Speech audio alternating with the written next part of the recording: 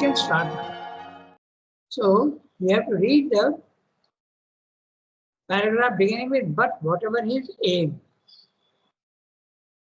Okay? So one of you has to read. Should I read? Yes, you can. Yes. But whatever his aim, however exalted his aspiration, he has to begin from the law of his present imperfection to take full account of it and see how it can be converted to the law of a possible perfection. This present law of his being starts from the inconscience of the material universe, an involution of the soul in form and subjection to material nature. And though in this matter, life and mind have developed their own energies, yet they are limited and bound up in the action of the lower material, which is to the ignorance of his practical surface consciousness, his original principle. Mind in him, though he is an embodied mental being, has to bear the control of the body and the physical life, and can only by some more or less considerable effort of energy and concentration consciously control life and body. It is only by increasing that control that he can move towards perfection, and it is only by developing soul power that he can reach it. Nature power in him has to become more and more completely a conscious act of soul, a conscious expression of all the will and knowledge of spirit. Prakriti has to reveal itself as the Shakti of the Purusha. Yeah. Okay. So to understand, this is the last paragraph of the chapter. So to understand what he's saying, I will read out the summary of what he said earlier. Okay? One paragraph earlier, so that you get the context. All right? So, yeah. Now, this is what he has said in the previous paragraph. There is a universal Purusha and there is an individual Purusha. Now, Purusha is consciousness, remember. Okay? So, there is an infinite consciousness, which is universal Purusha, and there is an individual Purusha. Individual consciousness also in everybody else, there is an individual consciousness. And that individual consciousness is the individual soul, the Jivatman. Okay? The separate individual soul, which is a portion of the universal Purusha. As the Gita says very clearly, man is only a part, Ansha Sanatana. He is a part of the universal divine being. Okay? So this is the first thing. There is a universal Purusha and an individual Purusha. The universal Purusha lives simultaneously on all the planes of the, from the lowest inconscience to the highest superconscious. He is there everywhere. His consciousness is there at the lowest level and the highest level. This universal Purusha builds separate worlds on these planes and populates them with beings. Denizens suitable, appropriate to those levels. Okay? There are beings in the supramental world, there are beings in the overmind world, there are beings in the mental world, Gandharvas, Kitaras, there are living beings in the vital world, elves, gnomes, small beings. Okay? So the universal Purusha is populating all these planes of consciousness which is building with living creatures. That's what it says. Okay? But man, the microcosm, man is a microcosm. He is the universe, but in miniature form. Whatever is there in the universe is there in him. But man, the microcosm, does indeed have all these superior planes in his vaster self, but is unconscious of them. That's what problem. We have all these things in us, but they are unconscious of them. Also, these planes, though present in the individual being, are mostly in seed form That means they are not found yet. Even the supermind is there in us. The overmind is there in us. But it is in seed form. It has to be developed. Okay? The raw material is there, but we have to develop it. Okay? All these planes, though present in the individual being, are mostly in seed form, unformulated potential, which have to be developed by yoga. They are more or less like raw material, ready to be shaped into finished products. By yoga, man can become aware of them, which are at present hidden from him. When aware of them, he realizes that his lower hemisphere of body, life, mind is not independent. It is not self-existent, but dependent on these higher planes. Okay? Derived from them. He depends on them and it will come from them. This lower hemisphere is constantly being interacted upon by the superior planes and even by the denizens of those worlds. Okay? Those who are living there, they also are constantly interacting with the physical world of body, life, mind. The gods, the apsaras, okay? The kinnaras, they are all interacting with us. But we don't know about that. Okay?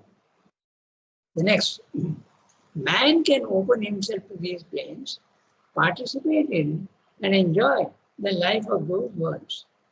Those worlds are those to which he goes after death or between death and rebirth. These are the worlds and he can go into them, but he can't go with the body. So he has to go without the body. So after death, he can certainly go there. Or between death and rebirth also. All beings who die, all human beings, they go into these sort of planes provided they are sufficiently developed. Okay. But the most important thing is that even when in the body, he can acquire and develop the powers of those planes. He can do it by yoga and use them in the physical world. He can get a greater life power, a greater, purer light in the mind, even get the powers of the supermind into his lower members. By the ascent of consciousness into these higher planes, he can transmute his lower imperfection into divine, greater divine perfection, even down here in the physical world. This is what he said in the previous one. Here, there are many worlds, physical worlds, to which man has got access. Although he has them already in potential inside him, it has to be developed by yoga. Now I read the paragraph that we have read today. So, one man may want to get liberation, another man may want to disappear into the infinite, another man likes to do yoga, he wants to come back into the physical world. Some people want to live permanently in the spiritual fields, rishis, okay, and realized souls. Many are there who live in these worlds. Ananda Loka, Brahma Loka, Vijnana Loka, okay? All these things. So, but whatever is aim, however exalted his aspiration, he has to begin from the law of his present imperfection. Present imperfection. There is a body, mind, life, which is imperfect, and he has to begin from there.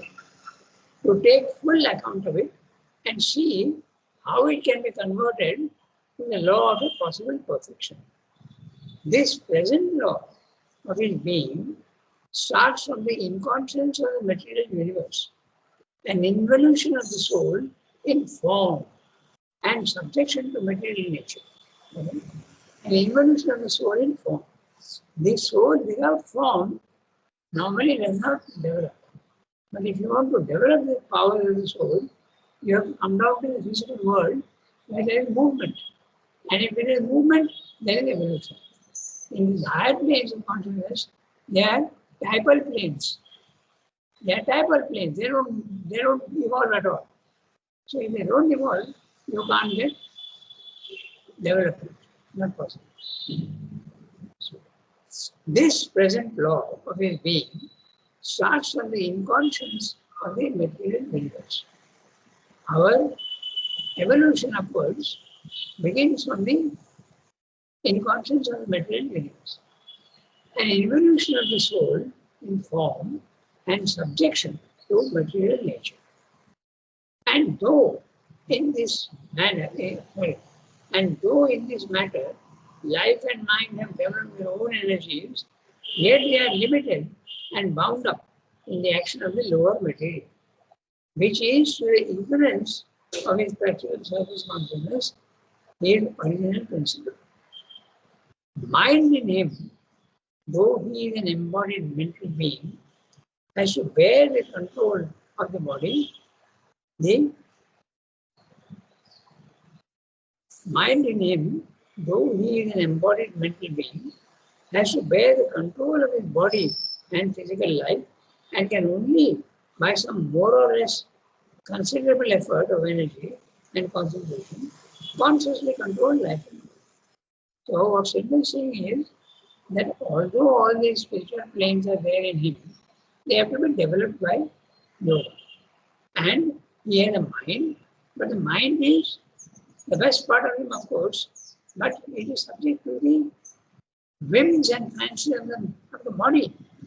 The body is very, very gross and it pulls everyone down to its own level. That's what he said. Mind in him, though he is an embodied mental being, has to bear the control of the body.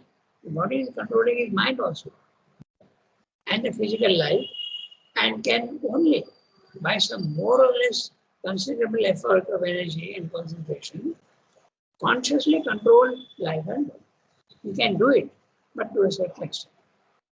It is only by increasing that control that he can move towards perfection. So he has to become more and more master of himself, then he can move towards perfection. And it is only by developing soul power that he can reach it. Nature power in him has to become more and more completely a conscious act of soul, a conscious expression of all the will and knowledge of soul. Prakriti has to reveal itself as the Shakti of the Purusha. So normal human beings are both Prakriti and Purusha, but they are in unequal distribution throughout everywhere in man. But when they become absolutely equal, that is the peak of perfection. Purusha and Prakriti become equal to each other, that's the peak of perfection in the Superman. So now, next paragraph, next chapter, we will discuss the perfection of the mental being. So first, mental being is the easiest because the substance there is a subtlest. Then he will start with the life, okay? Life, vital. That he will tell you how to perfect the vital.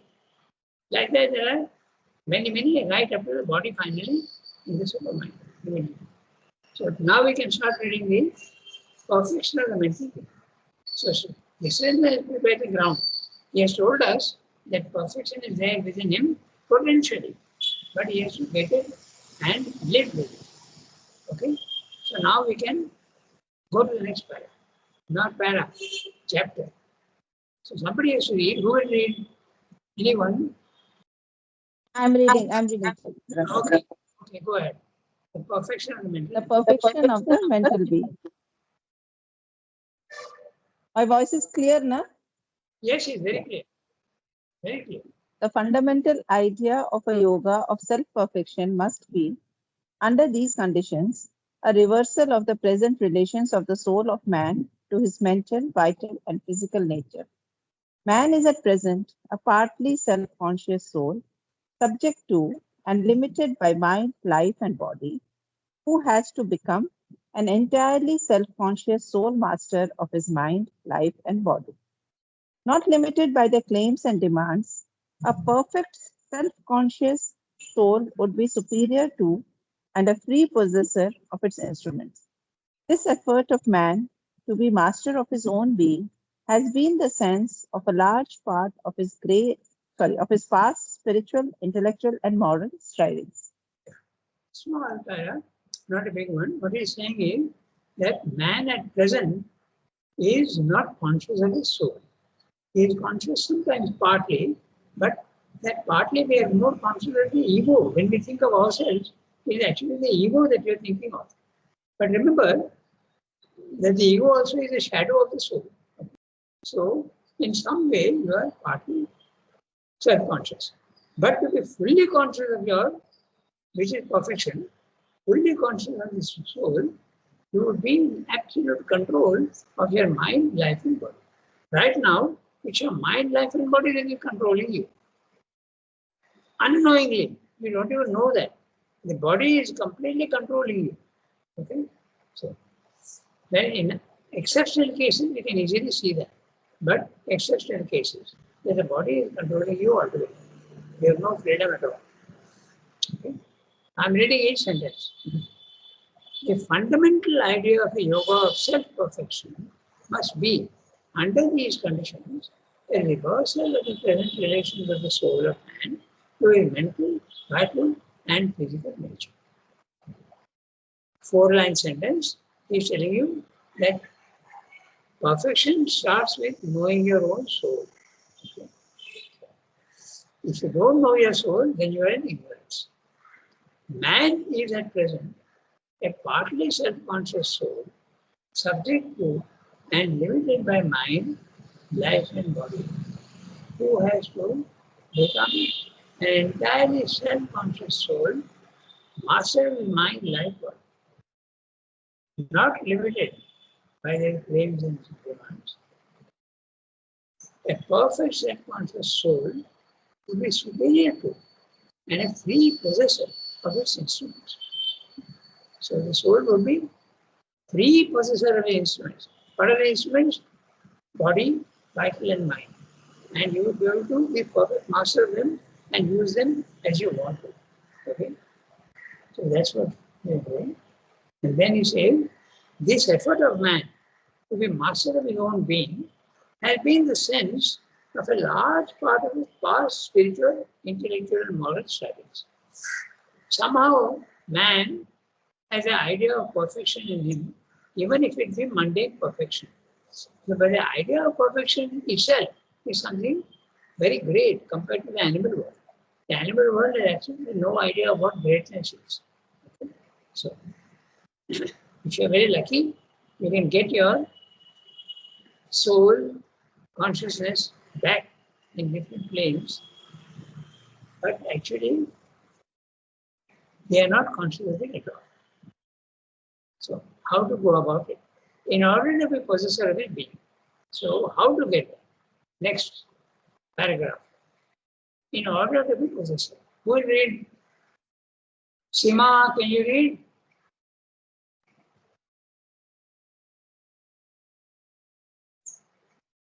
There is no response from her. So maybe Kiran, you can read? Yes, Dada, I can read. Okay. All right. Then Sima will read. Okay. In order to be possessor. Ma. In order to be possessor of his being with any complete reality of freedom and mastery, man must find out his highest self, the real man or highest Purusha in him, which is free and master in its own inalienable power. He must cease to be the mental, vital, physical ego, for that is always the creation, instrument, and a subject of mental, vital, physical nature. This ego is not his real self, but an instrumentation of nature by which it has developed a sense of limited and separate individual being in mind, life, and body. By this instrumentation, he acts as if he were a separate existence in the material universe. Nature has evolved certain habitual limiting conditions under which that action takes place. Self-identification of the soul with the ego is the means by which he induces the soul to consent to this action and accept these habitual limiting conditions. While the identification lasts, there is a self-imprisonment in this habitual round and narrow action, and until it is transcended, there can be no free use by the soul of its individual living. Mothless is real self-exceeding.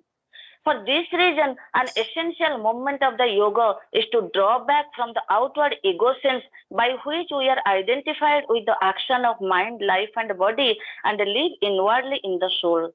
The liberation from an externalized ego sense is the first step towards the soul's freedom and mastery. Yeah. So the first step towards mastery of the individual is to become master of the body, mind, life. And how do you do that? By getting rid of the ego. Okay. So now we're discussing, it's a small para, not a big one. So we'll see what we say. In order to be possessor of his being with any complete reality of freedom and mastery, man must find out his highest self. Okay. The real man or highest Purusha in him, which is free and master in its own inalienable power. So let's look very carefully at what he's saying. In order to be possessor of his being, which is the being, body, mind, life, but also his soul, okay? And the inner being, everything. He has to be possessor. What does it mean to be possessor? To be master. That means he doesn't control, he controls everything, but everything does not control him. That is the master, possessor. Okay? Mastery and possessing is the same thing. With any complete reality of freedom and mastery. Why is it the same? Any complete reality of freedom and mastery? Because we feel that we are free. Although that is not true at all. Okay?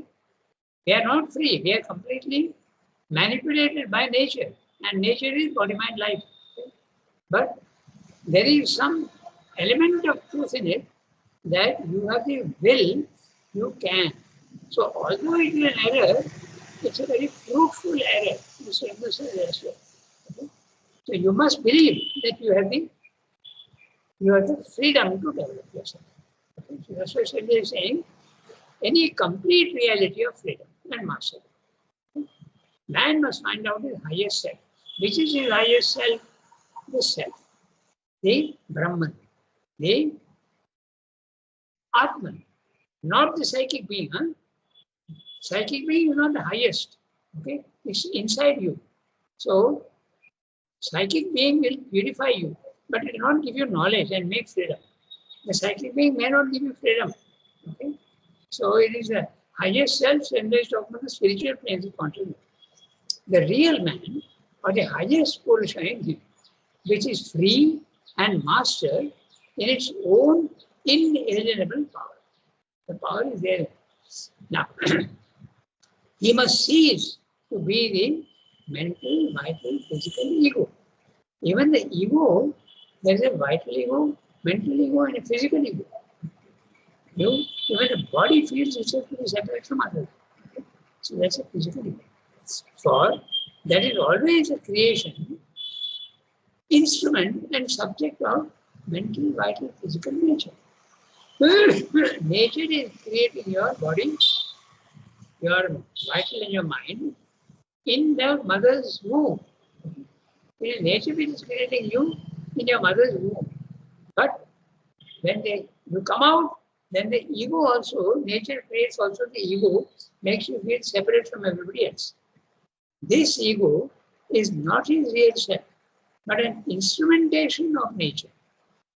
Nature gives you the ego to make you feel that you are an individual. If the ego is not there, you will be like a leaf in the wind. Okay? You will not have a personality. You will not have a sense that you are somebody who has got some value. You won't feel like that. Okay? This ego is not a real self, but an instrumentation of nature by which it has developed a sense of limited and separate individual being in mind, life, and body. So, he is defining what is ego. You feel yourself to be separate from everybody else. And separate from everybody else in three ways. Mind, life, and body. My body is different from other bodies. My vital also is different from other vitals. My mind also is different from other minds. By this instrumentation, that's the ego, he acts as if he were a separate existence in the material universe. Actually, he is not. He is part of the universe. He is part of his body is part of universal matter, His mind is part of universal mind, and his vital is part of universal material energy. But he doesn't see that. He doesn't know that. He feels them to separate. Nature has evolved certain habitual limiting conditions under which that action takes place. So the limiting conditions, you are limited to the body-mind life. Self-identification with the soul, with the ego, is a means by which he induces the soul to consent to this action and accept these habitual limiting conditions. The soul is essentially divine, but with the ego, it impels or convinces the soul that it is body-mind life. Okay? I accept the condition as the condition laid on me. It is voluntary. Okay? But if you want to be free, yes, you can start with yoga and you will become free. But you have agreed to become part of your body-mind life. You have agreed to feel one with the body-mind life. You yourself have agreed, but you have forgotten. Okay? While the identification lasts, okay, while the identification with the body-mind life and ego lasts, there is a self-imprisonment in this habitual round and narrow action. So long as you think that your body-mind life, you are imprisoned in the body. You can't escape. But the moment you realize that you are not the body-mind life, you can escape. The soul can escape, okay, from this prison. While the identification lasts, there is a self-imprisonment in this habitual round and narrow action. And until, why is he saying habitual round? Because day and night, the same thing goes on. Every day is a repetition of the imprisonment. Okay? And narrow round and narrow action and habitual round. And until it is transcended, that means to say, you don't feel that you are the body-mind life. Until that time, there can be no free use by the soul of this individual living, much less a real self-achievement. So long as you are identified with body-mind life, the body-mind life is controlling you, you are not controlling it. Okay? But he's saying, the moment you transcend, you realize that you are not the body-mind life, you can use your body, mind and life for spiritual work. There can be no free use by the soul of the individual living, much less a self-achievement. Not only you can't use, but even yourself. Self-achieving also does not come. That identification has to go with the body-mind.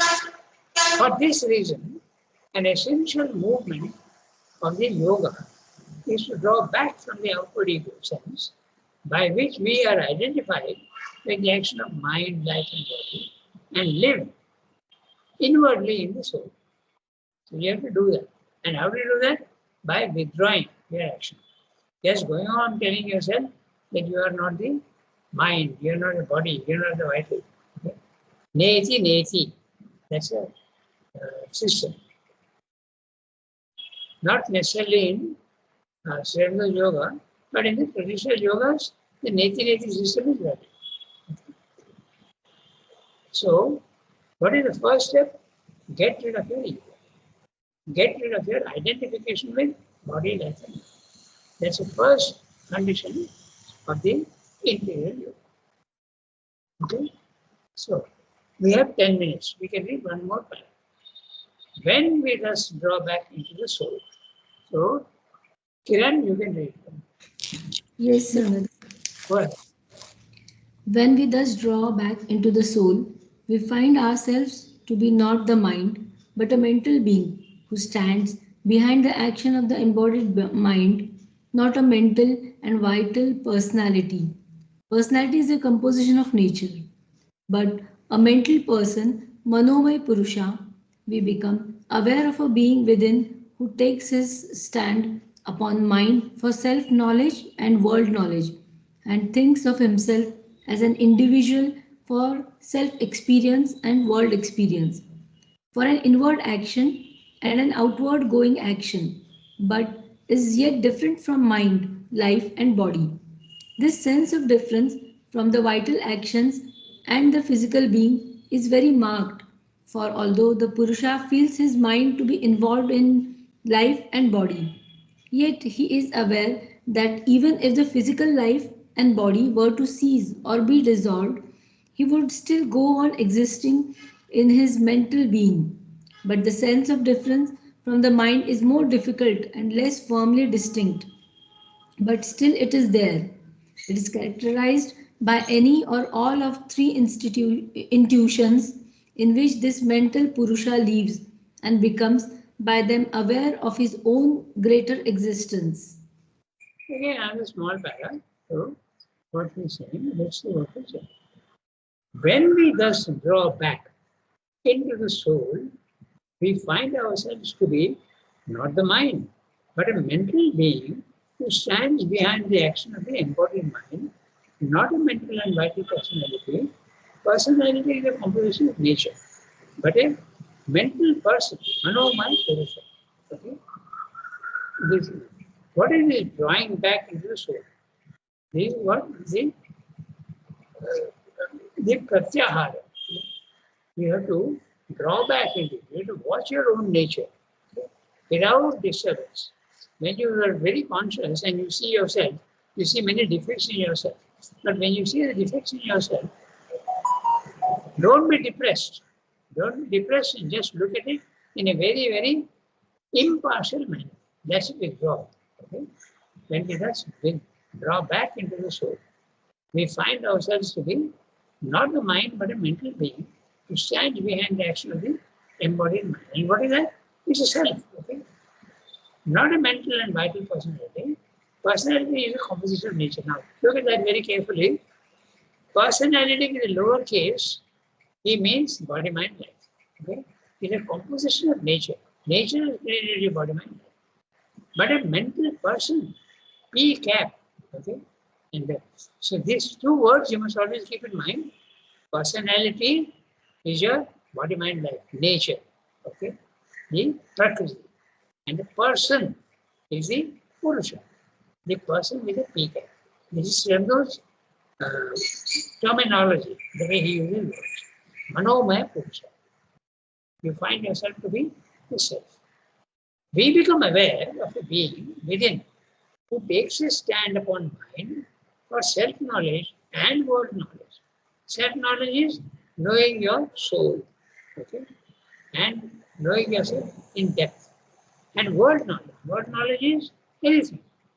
Medicine, engineering, history, whatever you want. The world knowledge is the lower knowledge. What you call the lower knowledge. He calls it the lower knowledge.